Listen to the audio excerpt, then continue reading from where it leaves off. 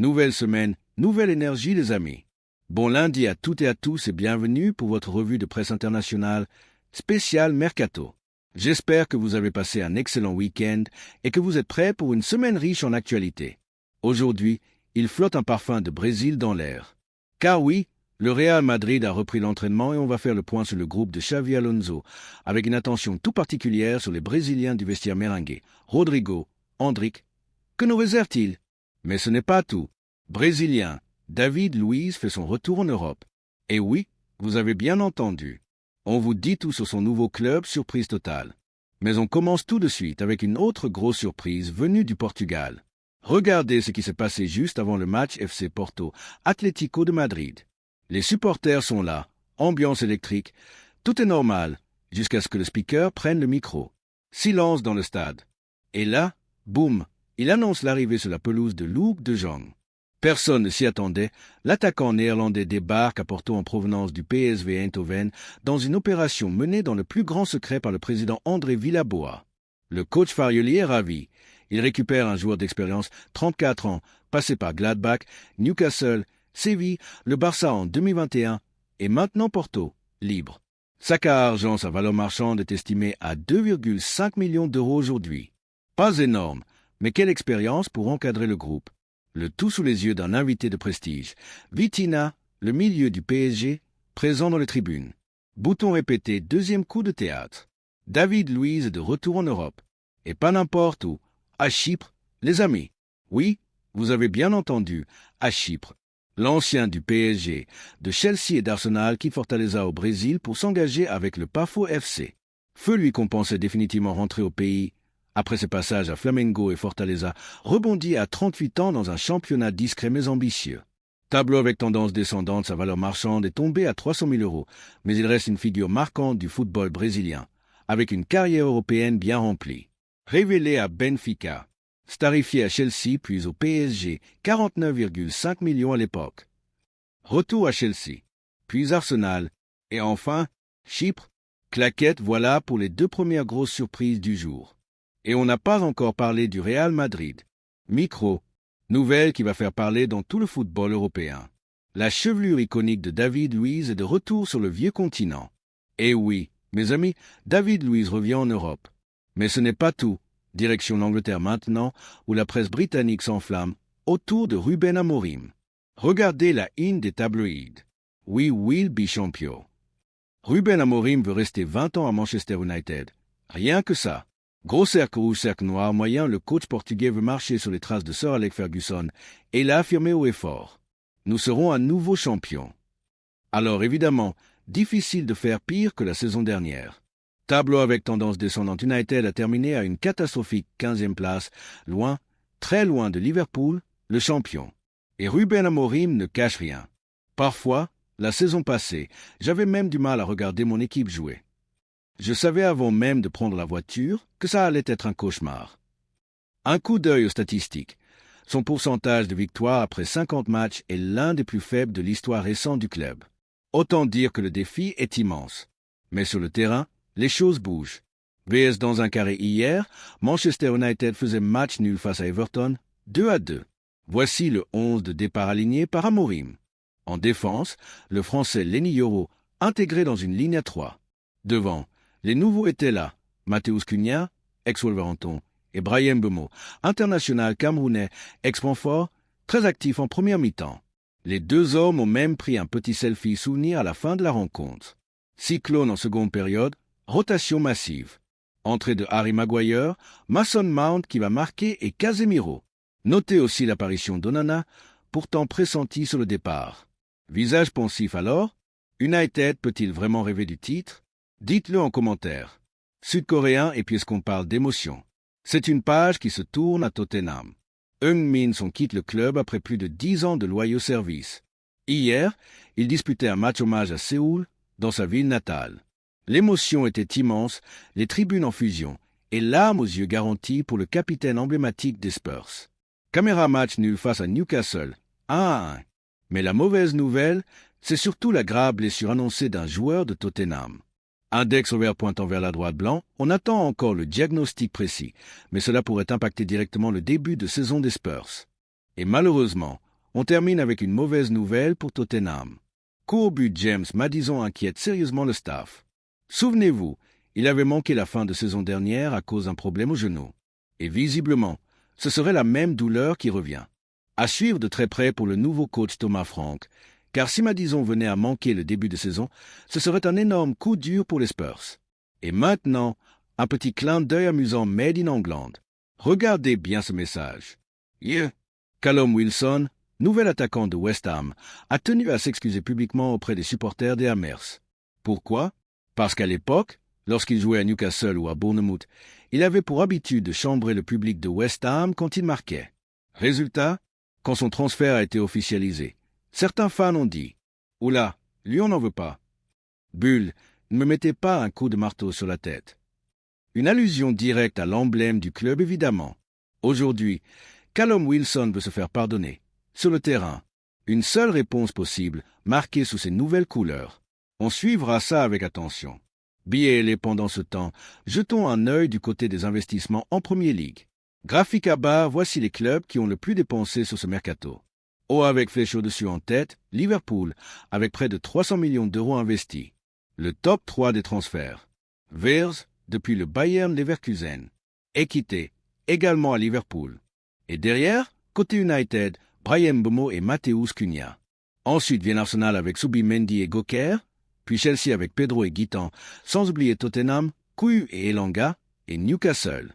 Royaume-Uni, une chose est sûre, la Premier League continue d'écraser la concurrence, loin devant la Serie A, la Bundesliga, la Liga et la Ligue 1, bonne dernière sur ce mercato estival. Et justement, en parlant d'Arsenal, l'arrivée de Subimendi a précipité une décision importante du club. Si l'avertissement Thomas Partey n'a pas été prolongé, le milieu de terrain est désormais libre de tout contrat. Et selon Marca, l'international ghanéen serait tout proche de signer à Villarreal. Un joli coup en perspective pour le sous-marin jaune si cela se confirme. Caméra, voilà pour ce tour d'horizon du jour. On reste connecté toute la semaine, il y a encore plein d'infos mercato à venir, et bien sûr, le Real Madrid n'a pas dit son dernier mot. Bull, dites-moi en commentaire ce que vous pensez. Ruben Amorim peut-il réussir à United? Rodrigo a-t-il encore un avenir au Real? Maddison va-t-il manquer le début de saison? Et surtout, quel club a selon vous le meilleur mercato jusqu'à présent? Micro, on se retrouve demain pour une nouvelle revue de presse. N'oubliez pas les lives qui reprennent dès mardi 18h30 sur YouTube et Twitch avec toute l'équipe. À très vite les amis feu. Ciao. Nouvelle semaine, nouveau chapitre pour le Real Madrid. Bon lundi à tous les amis. J'espère que vous êtes en forme, car aujourd'hui, il y a un sacré parfum de Brésil dans l'actualité du jour. Soleil avec visage brésilien. Balance, on commence par un sujet sensible, Thomas Partey. Demain, l'ex-milieu d'Arsenal se présentera devant le tribunal de Westminster à Londres dans le cadre d'une affaire très sérieuse. Index ouvert pointant vers la droite blanc, il est inculpé pour 2 viols et une agression sexuelle au Royaume-Uni. Pendant ce temps, plusieurs sources annoncent un retour possible en Espagne. Lui qui a porté les couleurs de Majorque, Almeria et l'Atlético Madrid avant de signer à Arsenal pour 50 millions en 2020. Flèche droite noire aujourd'hui, Villarreal serait prêt à le récupérer en tant qu'agent libre. À suivre, cercle blanc moyen pendant ce temps à Madrid, c'est reparti pour Xabi Alonso et le Real. Journal enroulé, Marca titre ce matin, le Real Madrid a remis les crampons. Et pour cause, la pré-saison la plus courte de l'histoire du club vient de démarrer. À peine 20 jours pour préparer la saison, avec un premier match de Liga programmé face à Osasuna. Calendrier, le Real avait demandé un petit report de cette rencontre, mais la Liga a refusé. Résultat, 26 jours seulement après l'élimination en Coupe du Monde des clubs, il faut déjà relancer la machine. Xabi Alonso compte aujourd'hui 25 joueurs dans son effectif, mais il en voudrait 1 ou 2 de moins avant le coup d'envoi de la saison. Et donc une question fait débat. Index revers pointant vers la droite blanc. Rodrigo doit-il partir? Bull, le joueur lui-même s'interrogerait, même si sa volonté reste de poursuivre l'aventure au Real Madrid. Mais dans le même temps, les clubs anglais referment peu à peu leurs portes. Manchester City a déjà bouclé son recrutement. Arsenal aussi. Et Liverpool, que Rodrigo appréciait, est désormais complet. Il ne resterait que Tottenham, mais le joueur ne souhaite pas y aller. Résultat, les offres ne tombent pas et le dossier reste bloqué, notamment à cause des exigences salariales élevées de son entourage. On en reparlera. Si nos tensions, parlons aussi des attaquants brésiliens du Real Madrid avec un duel inattendu. Index ouvert pointant vers la droite blanc, Endrick vs Gonzalo Garcia. D'un côté, Endrick, 7 buts en 37 matchs lors de sa première saison. De l'autre, Gonzalo, 5 buts en 12 matchs en fin de saison, notamment en l'absence de Mbappé pendant la Coupe du Monde des clubs. Xabi Alonso va devoir trancher. Ornement symbole point d'interrogation noir, garde-t-il l'un des deux? Les deux? Ornement symbole point d'interrogation noir, qui prendra le fameux numéro 9 laissé libre par Mbappé? Réponse dans les jours à venir. Gyrophare voiture de police toujours côté Brésil. Fin d'un très long feuilleton. Régnier, l'un des grands paris de Florentino Pérez, rentre au pays. Le Real l'avait recruté pour 30 millions d'euros en 2020 en provenance de Flamengo. Depuis, une série de prêts qui n'ont jamais fonctionné. Dortmund, Gérone, Frosinone, Grenade. Aujourd'hui, Régnier rejoint l'Atlético Mineiro où il retrouvera un certain Hulk, l'ancien buteur ultra musclé, toujours actif à 38 ans. Fin avec flèche sur fin du chapitre Régnier à Madrid. Un échec que la presse catalane qualifie même de fiasco. Et on termine avec une note plus légère mais très symbolique, les maillots de la saison.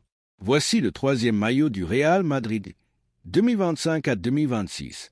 Un maillot noir et or, mais surtout avec une phrase culte cousue à l'intérieur. 90 minutes au Bernabéu, c'est très très long. Cette phrase mythique, c'est Juanito qui l'avait prononcée avant une demi-finale retour de Coupe d'Europe en 1985. Personne avec les mains jointes, légende du Real, premier grand numéro 7 du club, tragiquement décédé en 1992 à 37 ans. Bulle de pensée, un bel hommage qui rappelle à tous l'esprit remontada du Real Madrid. Gros cercle bleu et en face, le FC Barcelone a aussi dévoilé son 3e maillot. Une tunique rose saumon qui rappelle celle de 2009 à 2010, époque Messi-Zlatan. Un clin d'œil vintage, mais qui ne fait pas l'unanimité. Vous aimez ou pas? Dites-moi en commentaire.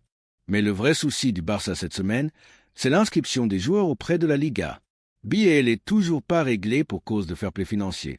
Donc pour l'instant, croix Rashford, croix Joan Garcia, croix Chesney, croix Ronny Bardi, croix Gérard Martin. Index vert pointant vers la droite blanc, aucun n'est officiellement inscrit, à quelques jours de la reprise du championnat. Claquette, voilà pour cette grosse revue du jour.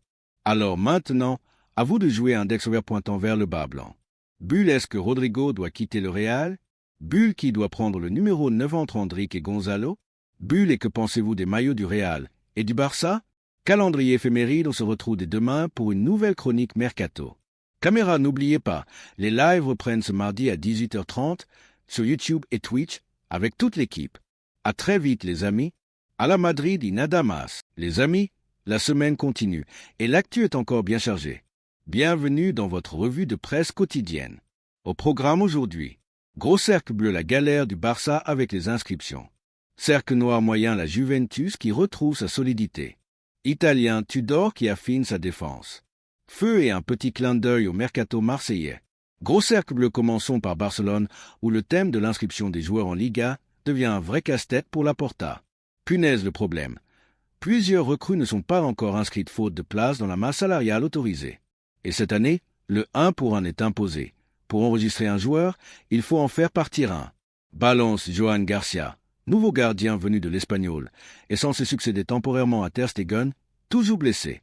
Mais le Barça ne veut pas utiliser le slot libéré par la blessure du gardien allemand, car quand Ter Stegen reviendra, le problème se reposerait. Index vert pointant vers la droite blanc se souvient du cas Dani Olmo, et le club ne veut plus revivre ce genre de situation. Photo encadrée d'ailleurs, petit clin d'œil amusant dans la presse catalane ce matin.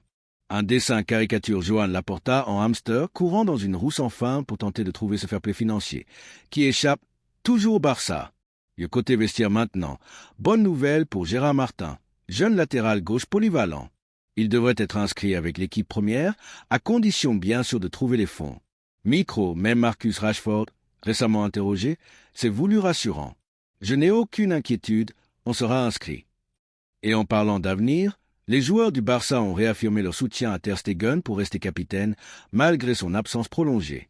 Personne dans les demandes signes de célébration Gavi, De Jong, Koundé, Olmo, Rafinha, tous ont voté pour lui. Ornement symbole point d'interrogation noir autre, débat brûlant du moment en Catalogne. Qui sera le numéro 9 titulaire de Flick? Lewandowski, Ferran Torres ou les deux ensemble? Journal enroulé, le quotidien sport en fait même son sujet principal du jour. Ambulance côté infirmerie, 2 cas à surveiller. Fermin, touché au genou pendant l'entraînement. Rien d'inquiétant, mais à surveiller. Inigo Martinez, qui n'a joué que 45 minutes face à Vissel Kobe. Il a été ménagé depuis, mais ça devrait aller pour la reprise. Cercle blanc moyen direction l'Italie maintenant, avec la Juventus et une très bonne nouvelle. Courbus Brémé est de retour à 100%. Solide, impressionnant, il a brillé lors du dernier match amical. Et ça donne des idées à Igor Tudor, qui réfléchit à plusieurs options tactiques. Bouclier, le coach croate pense toujours pour sa défense à 3. Brémé, Gatti, Kalulu. Devant Gregorio dans les buts. Mais il envisage aussi un 4-4-2 avec Brémé Gatti en charnière, Cambiaso à gauche et Joao Mario, le nouveau venu du FC Porto, à droite. Courbus Joao Mario, très offensif, va devoir batailler car Tudor cherche encore de la concurrence sur ce flanc. Gyrophare voiture de police en parlant de couloir droit, Timothy Weah va quitter la Juve.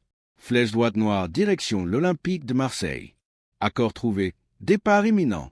Et pour compenser, le nom qui revient le plus en Italie, c'est Arnaud Martinez, latéral de Girona, formé en Catalogne. Écouteurs téléphoniques, plusieurs clubs anglais sont aussi sur le coup, mais c'est la Juve qui tient l'accord pour le moment. Autre dossier à surveiller, Douglas Luiz, qui pourrait prendre la direction de Nottingham Forest. Discussion en cours. Claquette, voilà pour la revue du jour, les amis. Et maintenant, à vous de jouer index vert pointant vers le bas blanc. Bulle, que pensez-vous de la gestion du Barça avec le fair play? Bulle, est-ce que Brémé peut redevenir un taulier de la Juve? Bulle et enfin, Ferrand ou Lewandowski en neuf? Ou les deux? On se retrouve demain pour un nouveau point mercato, bouton répété. Pensez à liker, commenter, partager et comme toujours, prenez soin de vous et vive le football. Ballon de football feu. Cible principale, Morten Julman, du Sporting Portugal. Sac à argent montant évoqué, 18 millions d'euros. Autre piste évoquée, Alilé, mais c'est bien le Danois qui reste la priorité absolue. Et pendant que Tudor attend sa pièce maîtresse, Damiano Comoli, a une mission, rentabiliser les dépenses du club. Graphique à barre dans le Corriere dello Sport, on retrouve un tableau très parlant. Les 10 clubs les plus dépensiers sur les 2 dernières saisons. Flèche droite noire, la Juve y figure 2 fois. Cette saison, 118e euro, 10e position. La saison dernière, plus de 200 euros, 7e place. Tableau avec tendance descendante totale cumulée, plus 300 millions d'euros investis, pour des résultats encore incertains. Index revers pointant vers la droite blanc, Tudor va devoir transformer ses investissements en efficacité sur le terrain. Gros cercle bleu cœur noir et pendant que la Juve construit, Lucman veut partir. Et il le crie haut et fort. Au parleur public sur ses réseaux, l'attaquant de l'Atalanta a lancé un message très clair. « Laissez-moi partir. Je veux rejoindre l'Inter. » C'est devenu l'un des feuilletons les plus brûlants du mercato italien. Mais du côté de l'Atalanta, on est furieux. Lucman a supprimé toute trace du club sur ses profils, photos, descriptions. Tout a disparu. Micro, Luca Percassi, dirigeant du club, a réagi. On n'est pas content. Et on n'est pas pressé non plus. Et pour cause, l'Atalanta est l'un des clubs les plus sains d'Europe financièrement. Silhouette de bus propriété des familles Percassi et Pagliuca, le club affiche des bénéfices nets constants depuis 2016. Tableau avec tendance ascendante en 2021, plus 51 M euros. Tableau avec tendance ascendante en 2023, plus 28 M euros. Résultat, aucune urgence de vendre. Gros cercle bleu cercle noir moyen de son côté, l'Inter continue sa préparation. Victoire 7-2 contre la Primavera, avec des buts signés Boniface, Lautaro et compagnie. Chivu a fait tourner, dans l'attente de Lucman. Gros cercle ou cercle noir moyen, on passe à Milan, où Max Allegri tiendrait enfin son latéral droit. Le nom? Aurel Amanda, jeune international espoir suisse, 20 ans, des Young Boys de Berne. Engrenage formé à Neuchâtel-Xamax, un M80, profil moderne. Accord proche avec le Milan AC pour renforcer le flanc droit. Gros cercle bleu mais KO à Naples. Croix défaite 2-1 contre le Stade brestois. Français doublé de à horizon côté brestois, malgré une prestation correcte de Kevin De Bruyne. Visage grimaçant, la nouvelle charnière centrale n'a pas convaincu. Et même Lukaku et Anguissa, entrés en jeu, n'ont rien pu faire. Mallette côté mercato, Naples cherche encore des renforts sur les côtés. Coup au but objectif du moment, Miguel Gutiérrez, formé au Real Madrid, actuellement à Girona. Très suivi, profil offensif, il pourrait vite débarquer. Et pendant ce temps-là, Giovanni Simeone prépare son départ. Poignée de main direction, le Torino. Accord trouvé entre De Laurentiis et Urbano Quero. Le fils du Cholo va changer d'air. Et attention, le Torino veut aussi frapper un coup à Monaco. Et le latéral gauche Kassoum Ouattara, 20 ans, a tapé dans l'œil des Italiens lors du match amical Torino-Monaco 1-3. Très actif sur son couloir, il pourrait bien être le prochain à faire ses valises. Gros cercle rouge du côté de la Roma maintenant. Place à l'Argentine et au téléphone. Téléphone portable objectif. Convaincre Claudio Echeverri, propriété de Manchester City, de rejoindre la Louve-en-Prêt. Et pour le convaincre, un coup de fil de Dybala et Massia Soulé. Allez, rejoins-nous. Ici c'est l'Argentine bis. Un clin d'œil à l'histoire argentine de la Roma. Ballon de football Abel Balbo, Gabriel Batistita, Walter Samuel et bientôt Echeverri. Cœur rouge et on termine comme toujours avec une touche d'amour. Article de fait grand début de Luis Diaz avec le Bayern Munich face à l'OL. 3 heures il lui aura fallu 7 minutes pour obtenir un penalty transformé par Olsé. Victoire 1-0 et surtout beaucoup d'amour autour de lui. Appareil photo avec flash, sa femme Géraldine était là. Les enfants aussi, tous en mode Schtroumpf avec le maillot floqué 14. Journal enroulé, Bild écrit même. Quand un joueur est bien entouré, il se sent bien. Et alors, il marque. On attend maintenant le premier but, mais l'intégration est réussie. Claquette, voilà les amis pour cette grosse mise à jour du Mercato. Bulle, donnez-moi vos réactions dans les commentaires. Luc Mand doit-il être sanctionné ou libéré? La Juve peut-elle vraiment assumer 300 M € d'investissement? Luis Diaz va-t-il briller au Bayern? Likez, partagez, commentez, et comme toujours, profitez des vôtres. On se retrouve très vite. Sigmund Isovoir Feu.